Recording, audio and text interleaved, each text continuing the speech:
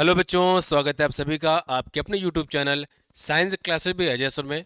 Students, आज की इस क्लास में हम लोग डिस्कस करने वाले हैं क्लास 12 फिजिक्स के एक इंपॉर्टेंट डेरिवेशन को, जिसका बच्चों नाम है electric field intensity due to an infinitely long thin straight charged wire.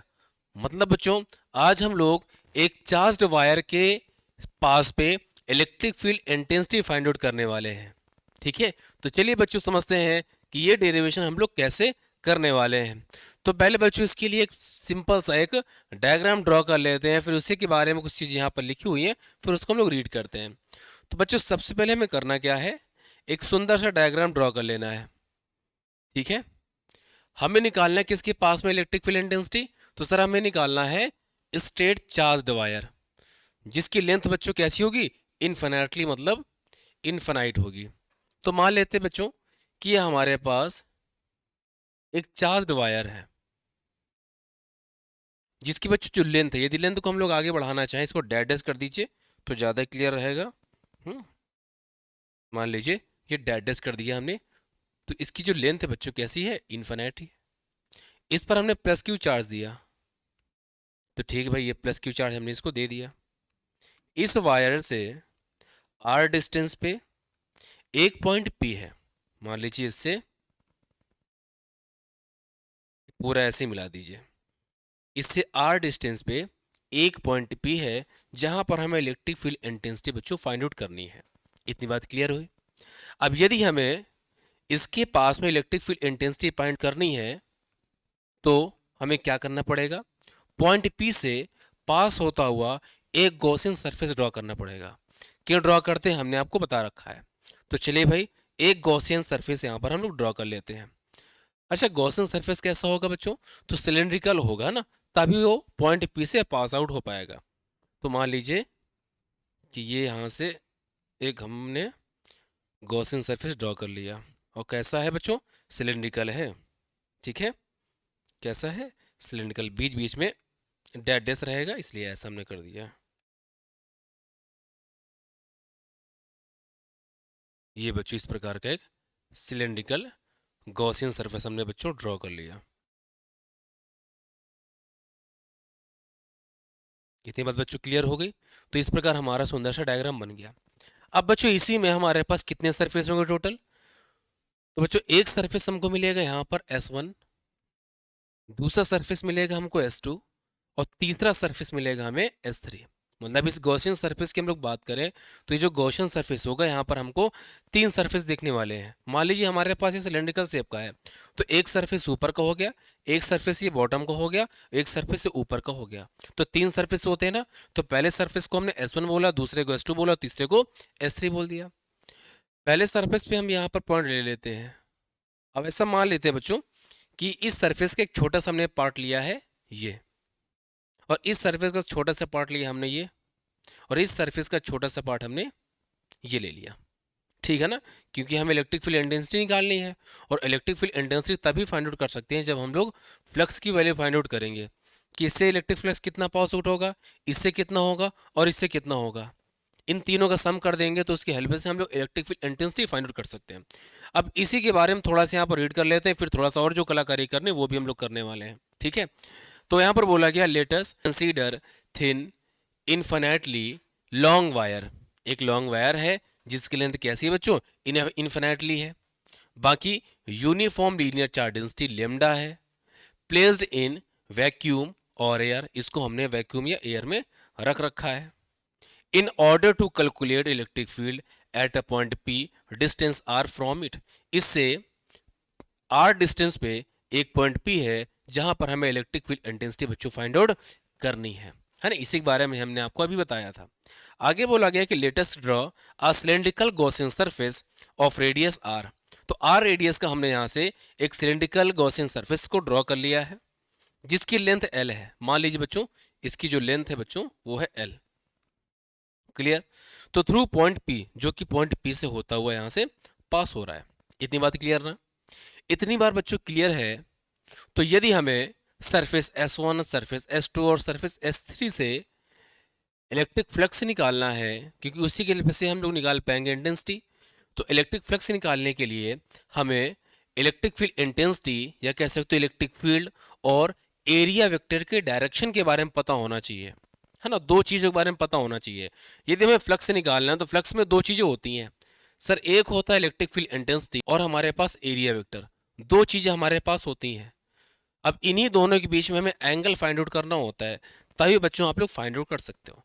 तो फिलहाल हम लोग देखते हैं कि सरफेस S1 पर, सरफेस S2 पर और सरफेस S3 पे हमें वेक्टर ई और डी ए के बीच में एंगल कितना मिलेगा। तो बच्चों लोग बात करते हैं यहाँ पर। तो हमारे पास एक जो गॉसियन सरफेस सिलेंड्रिकल शेप का वो कुछ इस प्रकार का है। तो हम लोग जानते हैं कि जो एरिया वेक्टर होता है वो हमेशा सरफेस से परपेंडिकुलर होता है। यदि सरफेस ऐसा है तो परपेंडिकुलर हो जाएगा, मतलब ऊपर की तरफ। इसका कलर चेंज कर देते हैं, ये कर लेते हैं। तो ऊपर की तरफ बच्चों, ऊपर की तरफ हमें मिल जाएगा वेक्टर डीए की डायरेक्शन, है कि नहीं बच्चों। जो हमारे पास एरिया वेक्टर होगा वो सरफेस से परपेंडिकुलर होता है तो ऊपर की तरफ हो जाएगा। अब हम लोग बात करें इलेक्ट्रिक फील्ड की, तो इलेक्ट्रिक फील्ड की डायरेक्शन क्या होगी। तो इलेक्ट्रिक फील्ड फाइंड आउट करने के लिए हमने आपको बताया था ट्रिक क्या थी, कि जिस पॉइंट पर हमें निकालना है वहां पर एक प्लस क्यू चार्ज रख दो, जिधर वो मोशन करे वही हो जाता है इलेक्ट्रिक फील्ड की डायरेक्शन। तो जैसे आप प्लस चार्ज यहाँ पर रखोगे, मान लीजिए यहाँ पर प्लस चार्ज रखोगे तो ये प्लस चार्ज को भगाएगा ना, किधर की तरफ, इधर की तरफ। तो वेक्टर ई की डायरेक्शन बच्चों ये हो जाएगी। क्लियर हुई। तो पहले सरफेस में जो वेक्टर डी और वेक्टर ई है वो एक दूसरे से परपेंडिकुलर होंगे, मतलब 90 डिग्री पे होंगे। तो यहाँ से थीटा तो निकल के आ गया भाई। अब बात करते हैं सरफेस S2 पर। सरफेस S2 पर सेम ऐसे ही होगा। सिलेंडर हमारा ऐसा है, मतलब जो गॉसियन सरफेस है, तो इससे परपेंडिकुलर इधर की तरफ हमको मिलेगा वेक्टर डी ए और वेक्टर ई की डायरेक्शन ये मिल जाएगी, ये वाली। मतलब यहाँ पर भी दोनों के बीच में हमें 90 डिग्री मिलने वाला है। मतलब थीटा कितना हुआ, 90 डिग्री हो गया। क्लियर। सरफेस S3 की बच्चों हम लोग बात करते हैं। अब यहाँ पर देखिएगा ऐसे, यहाँ पर तो जैसे प्लस चार्ज रखोगे ये प्लस चार्ज इधर की तरफ भगाएगा इसको, तो इसकी डायरेक्शन हो जाएगी वेक्टर ई की ये। और सिलेंडर हमारा ऐसे रखा हुआ है और साइड में हमने इसके पॉइंट ले रखा है पॉइंट पी, तो इससे परपेंडिकुलर वेक्टर डी ए इधर ही तो तरफ होगा ना, तो वेक्टर डी ए की डायरेक्शन ए की तरफ हो जाएगी इसके। मतलब यहाँ पर कोई एंगल बनने वाला नहीं, मतलब थीटा कितना हो जाएगा बच्चों, 0 डिग्री। निकालना जरूरी होता है तभी आप इलेक्ट्रिक फ्लक्स निकाल पाओगे। तो इस प्रकार बच्चों हमारा पूरा डायग्राम बन जाता है। अब इसी के बारे में थोड़ा सा आगे दे रखा है, उसको पढ़ लेते हैं कि this cylindrical Gaussian surface has three surfaces, I know, two end surfaces S1 and S2, और जो हमारे पास इंड सरफेस है वो S1 और S2 है, और एक हमारे पास कर्व सिलेंड्रिकल सरफेस है जिसको हमने S3 बोल दिया। Clear. Due to symmetry vector E is equal in magnitude and deflected normally outwards at all the points of the curved surface S3। बच्चों आगे बोला गया यहाँ पर लेट, मान लेते हैं बच्चों कि जो phi 1 है, phi 2 है और बच्चों जो phi 3 है, ये phi 1 phi 2 और phi 3 है, ये क्या है, इलेक्ट्रिक फ्लक्स है लिंक्ड विद, किससे लिंक है ये, सरफेस S1 से, सरफेस S2 से और बच्चों सरफेस S3 से। ठीक है ना। S1 के लिए phi 1, S2 के लिए phi 2 और S3 के लिए phi 3। इतनी बात क्लियर। अब ये जो हमने phi 1 phi 2 phi 3 निकाला है, ये हमने जो माना है, इनकी वैल्यू क्या होगी, तो उस वैल्यू को यहाँ पर बच्चों हम लोग फाइंड आउट करने वाले हैं। तो पहले बच्चों लोग बात करेंगे phi 1 कितना होगा। phi 1, तो phi 1 के लिए तो phi का फॉर्मूला आप लोग जानते हो ना बच्चों, क्या होता है सर, phi का फॉर्मूला होता है vector E dot vector A। लेकिन ये होता है हमारे पास बड़ी वैल्यू के लिए, छोटी वैल्यू के लिए हमारे पास एक फॉर्मूला होता है closed integration vector E dot vector D है। क्लियर ना। कौन सरफेस के लिए है बच्चों, ये S1 के लिए, तो S1 यहाँ पर लगा देंगे।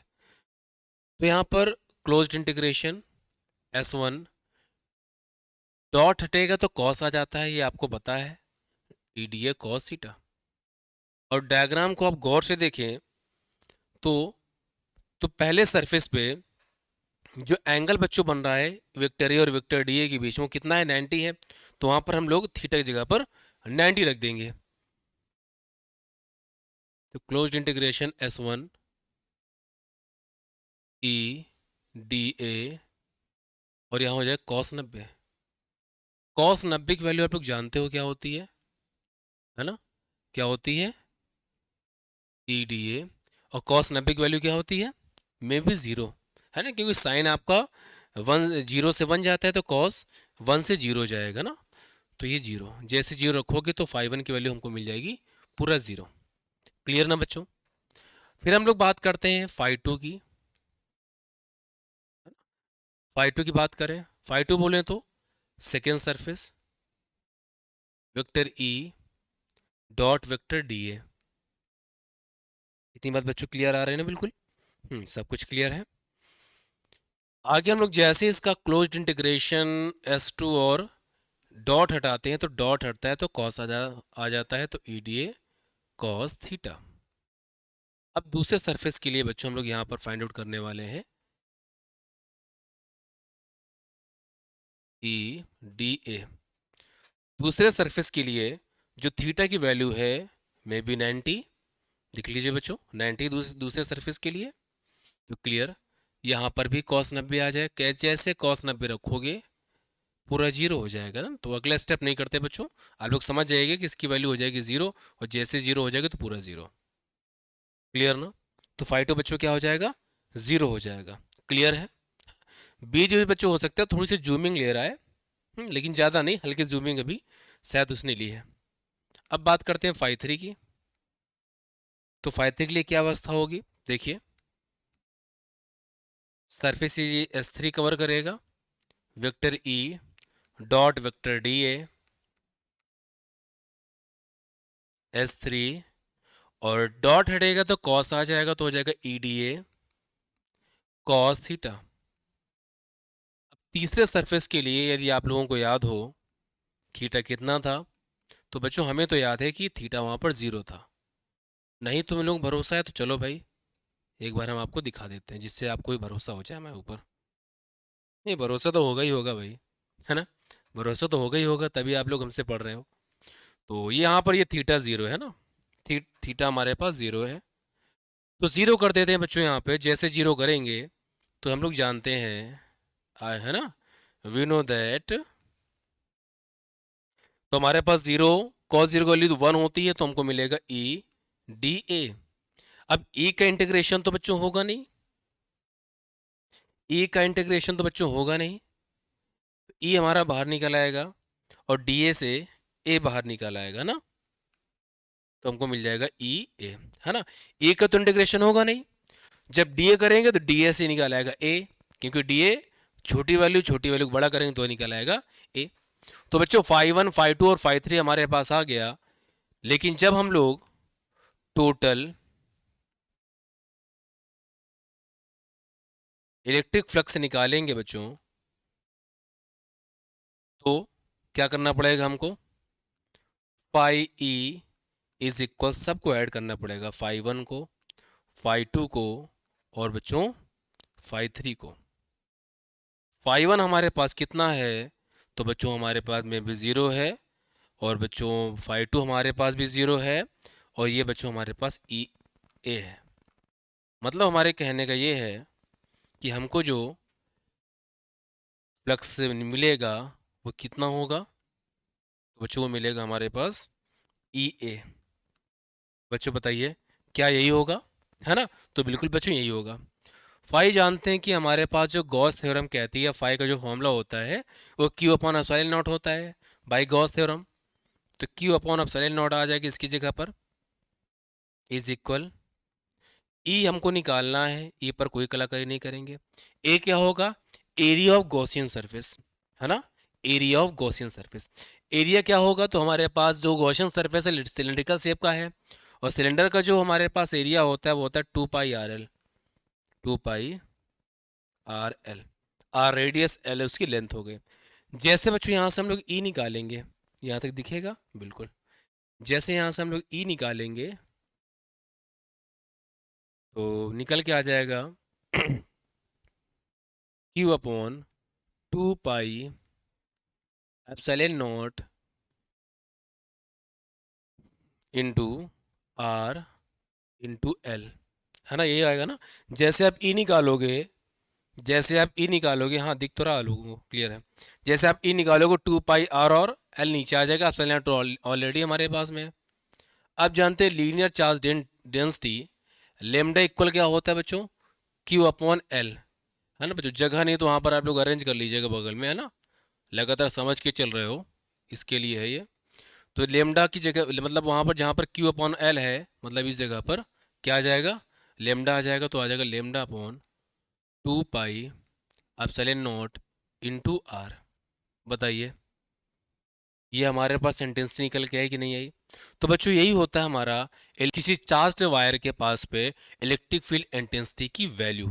फॉर्मूला आप लोग दिमाग में रख लेना है, equal lambda upon 2 pi epsilon naught into r, ये फॉर्मूला होता है। तो आई होप आप लोगों को ये डेरिवेशन बहुत ही अच्छे समझ में आया होगा। हमने प्रयास ही पूरा किया कि आप लोगों को चीज़ें समझ में आए। बस आपको डायग्राम में फोकस करना है, डायरेक्शन को गलत नहीं करना। डायरेक्शन बिगड़ा तो ये मान लीजिए फिर आपका डेरिवेशन होने से नहीं रहा, है ना, फिर वो होने वाला नहीं है। तो चलिए बच्चों, आज की क्लास से हम लोग रखते हैं इतना ही, बाकी मिलते हैं आप लोगों को किसी नेक्स्ट इंपॉर्टेंट टॉपिक में। और बच्चों याद रखें, हम आपको हर एक बेहतर टॉपिक देने का प्रयास करते हैं। तो आपका भी दायित्व बनता है कि आप हमारे वीडियोस को ज़्यादा शेयर करें और चैनल को सब्सक्राइब ज़रूर करें। मिलते हैं आपको किसी नेक्स्ट इंपॉर्टेंट टॉपिक पे।